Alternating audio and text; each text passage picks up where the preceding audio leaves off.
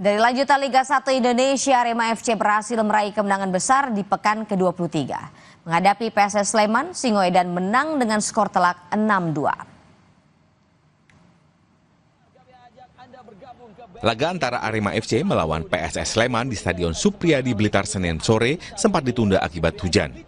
Laga berumur 5 menit, kedua tim sudah saling mencetak gol. Menit ke-8, PSS berbalik unggul berkat gol Nicolau Cardoso yang meneruskan umpan Vico. Skor 2-1 untuk PSS bertahan hingga babak pertama usai. Arema mendapatkan hadiah penalti usai Loko Lingoy dilanggar oleh Fakhrudin. Dalbreto sukses menyamakan skor 2-2 menit ke-49. Singoedan berbalik unggul 3-2 menit ke-53 usai Loko Lingoy mencetak gol usai menyambar umpan sepak pojok Arkan Fikri.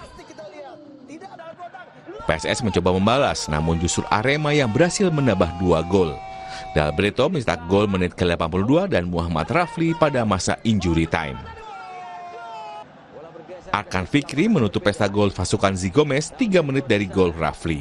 Menang 6-2, Arema naik ke peringkat 7 klasemen sementara dengan 35 poin. Sedangkan Super Elang Jawa masih tertahan di zona degradasi, tepatnya urutan ke-17 dengan 19 poin dari 23 laga. Di laga lainnya, Bali United harus puas meraih 1 poin saat ditahan imbang tamunya Malut United di pekan ke-23. Bermain di Stadion Kapten Iwayan Dipta, Kabupaten Gianyar, Bali, Senin malam, tim tamu Malut United membuka keunggulan lebih dulu berkat tendangan Yakob Sayuri pada menit ke-38.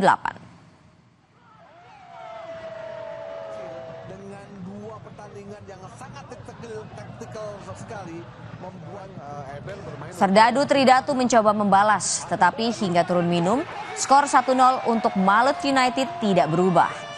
Tuan rumah akhirnya bisa menyamakan skor 1-1 pada menit 64 berkat tandukan Boris Kopitovic. Hingga laga usai tidak ada lagi tambahan gol dan tambahan 1 poin membuat Bali United tetap di urutan kelima klasemen dengan 38 poin. Sedangkan Malut United di peringkat ke-9 dengan koleksi 33 poin.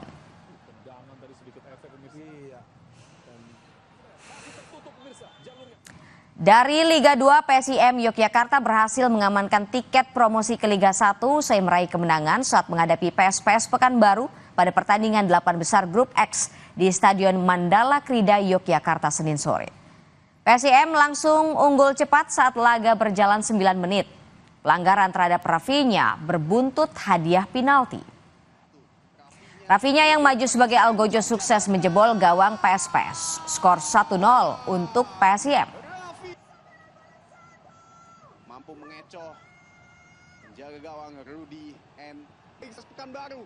PSPS yang bermain dengan 10 pemain sejak menit ke-31 justru berhasil menyamakan skor dari titik 12 pas. Ilham Fatoni sukses menunaikan tugasnya untuk mengubah skor menjadi 1-1.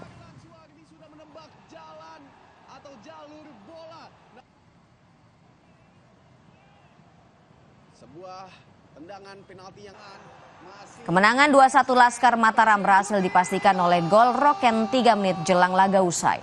Kemenangan ini membawa PSIM ke Liga 1 setelah 18 tahun absen di kasta tertinggi sepak bola tanah air.